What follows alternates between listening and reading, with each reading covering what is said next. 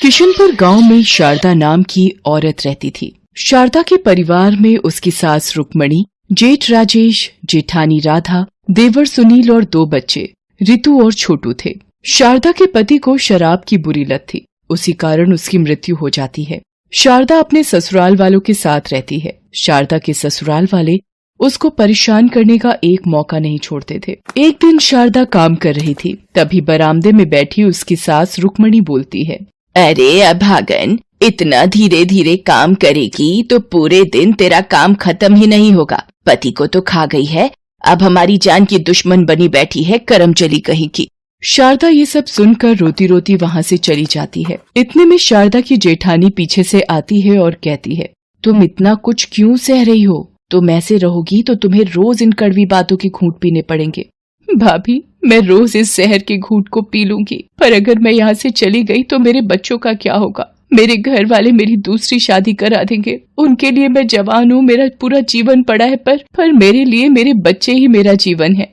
पर शारदा, तुम कैसे सहोगी ये सब? मुझे तुम्हारे लिए बहुत बुरा लगता है, पर मैं खुद मजबूर हूँ, तुम्हारे लिए कुछ नहीं कर सकती। कोई बात नहीं भाभी, मेरा सहारा मेरे बच्चे हैं, उनका भविष्य है। मेरे बच्चे मेरी ताकत हैं और उनके भविष्य को सुधारने के लिए मैं पूरी जिंदगी ऐसे रह सकती हूँ। कुछ समय बीत जाता है। एक दिन सुनील और राजेश रुक्मणी के साथ बैठे होते हैं। सुनील रुक्मणी से बोलता है, माँ, शारदा भाभी कब तक यहाँ पड़ी रहेगी? अब तो भैया भी नहीं रहे। अरे बेटा, मैं तो कब से इस पनोतन को घर से निकाल दूं, पर ये जाने का नाम भी कहाँ लेती है। माँ, वो कभी भी जाने का नाम नहीं लेगी, उसको तो धक्के मार कर ही घर से निकालना पड़ेगा। हाँ माँ, ऐसे वो घर नहीं छोड़ने वाली। और क्या पता कल उस अनपढ़ में दिमाग आ जाए और वो हमसे जमीन में हिस्सा मांग ले। उससे पहले उसको घर से रफा दफा कर दो।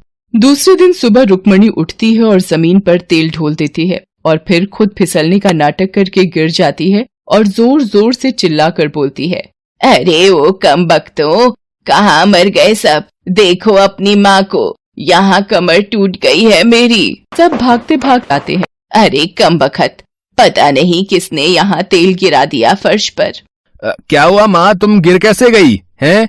आज झाड़ू पोछा किसने करा था घर का?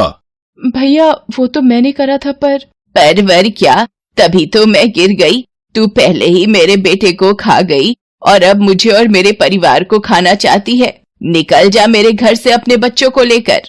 शारदा रोते हुए बोलती है, माँ जी, मैं कहाँ जाऊंगी मेरे बच्चों को लेकर? कहीं भी मर, पर यहाँ नहीं, समझी? चल निकल जा यहाँ से। रुक्मणी शारदा, रितु और छोटू को घर से निकाल देती है। शारदा रितु और छोटू को लेकर एक किराए का घर ढूंढती है और लोगों के घरों में काम करना शुरू कर देती है। एक दिन शारदा काम से लौट रही होती है, तभी उसको सामने एक स्कूल दिखाई देता है। वो स्कूल के अंदर जाती है और वहाँ बैठी मैडम से पूछती है, मैडम जी, मुझे भी मेरे बच्चों का दाखिला इस स्कूल में करवाना है। आपको इस स्कूल की फीस पता भी है? मैडम, मुझे इस स्कूल की फीस का तो नहीं पता, पर मैंने सुना है यहाँ सारी पढ़ाई अंग्रेजी भाषा में होती है। यहाँ पढ़ाई करके मेरे बच्चे भी बड़े होकर अंग्रेजी बोलेंगे ना?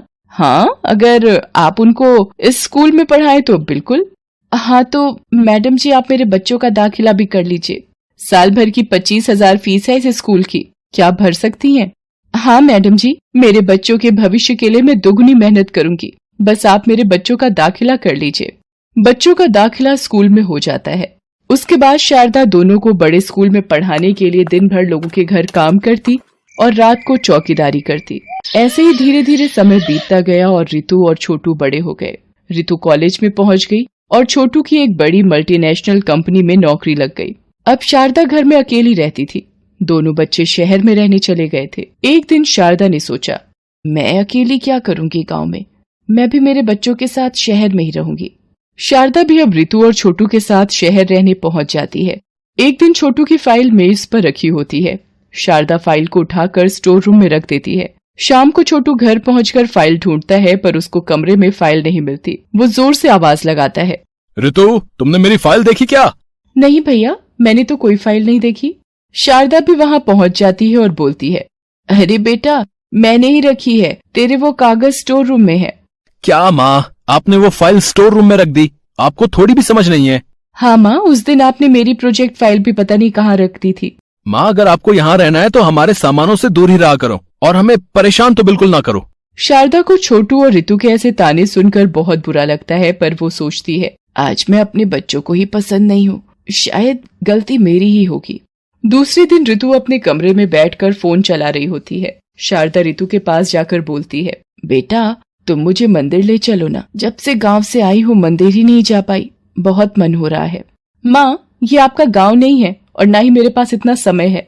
पर बेटा अभी तो तुम वैसे भी फोन ही चला रही हो। हाँ, तो आपको मेरे फोन चलाने से भी प्रॉब्लम हो रही है? नहीं बेटा, ऐसा नहीं है। माँ, आप प्लीज मेरे कमरे से चली जाइए और भगवान के लिए मुझे डिस्टर्ब तो बिल्कुल ना करें। शारदा चुपचाप कमरे से चली जाती है और बिस्तर पर लेट जाती है। शारदा रोते रोते सो जाती है। शारदा की नींद बहुत देर से खुलती है। वो घड़ी देखती है। घड़ी में तो 11 बज रहे हैं। छोटू के कमरे में जाकर देखकर आती हूँ उसने खाना खाया या नहीं। शारदा छोटू के कमरे में देखने जाती है, पर वो कमरे में नहीं होता है। शारदा परेशान होकर रितु के पास जाती है। बेटा रितु। हाँ माँ, बोलो। बेटा छोटू अभी तक घर नहीं आया। शायद आज भी गए होंगे किसी पार्टी में। आप परेशान न हो और ना मुझे करें और सो जाओ। रितु अपने कमरे में जाकर सो जाती है, लेकिन शारदा बाहर सोफे पर ही बैठी रहती है। थोड़ी देर बाद छोटू आ जाता है और शारदा को सोफे पर इतनी रात को ऐसे बैठे देखकर बोलता है, माँ, आप ऐसे यहाँ क्यों बैठी हैं इतनी रात को? पहले तू बता, इतनी रात तक कहाँ था? माँ, मेरी मीटिंग्स होती हैं, वो भी अटेंड ना करूं, बस आपकी गोद में सोया रहूं, यही चाहती हैं क्या आप? माँ तो अपने बच्चों को आगे बढ़ने देती है, पर आप तो अपने बच्चों की तरक्की से भी खुश नहीं है। पता नहीं कैसी औरत हैं आप। बेटा मेरा वो मतलब नहीं था। प्लीज माँ, मुझे जाने दो और अपना मतलब अपने पास रखो। धीरे धीरे समय बीतता चला जाता है और शारदा बहुत अकेली हो जाती है। एक दिन छोटू और रितु बाहर जा रहे होते हैं। शारदा उनसे बोलती है, बेटा तुम दोनों बाहर जा रहे हो, मैं भी अकेली यहाँ क्या करूँगी, मुझे मंदिर छोड़ दो। ठीक है, जल्दी चलो माँ। छोटू, रितु और शारदा मंदिर के लिए निकल जाते हैं। रास्ते में छोटू को कुछ फाइल्स खरीदनी होती हैं और रितु को भी पास वाली लॉन्ड्री से अपने कुछ कपड़े लेने होते हैं। माँ, मैं 2 मिनट में आया, सामने दुकान से मुझे कुछ फाइल्स लेनी है। हाँ, और मुझे भी पास में लॉन्ड्री से कपड़े लेने हैं।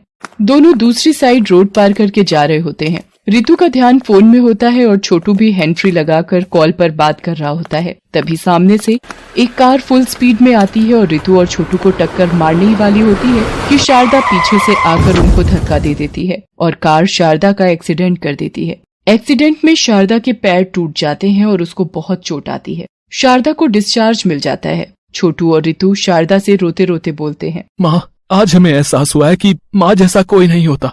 हाँ माँ, आपने अपनी जान पर खेलकर हमारी जान बचाई। हम पूरे जीवन भी कभी आपके एहसान नहीं चुका सकते। आप जैसा सच में कोई नहीं है। हमने आपको कितना कुछ कहा, लेकिन आपने हमें कभी नहीं डांटा। हमें माफ कर दो माँ। हमें माफ कर दो माँ। रितु और छोटू दोनों शारदा को गले लगाते हैं और उससे बहुत प्यार करते हैं, सम्मान करते हैं और उसका हमेशा ध्यान रखते हैं। अपनी माँ का हमेशा सम्मान करना चाहिए, क्योंकि इस दुनिया में सिर्फ माँ ही है जो आपका साथ हमेशा देती है, क्योंकि माँ जैसा कोई नहीं होता।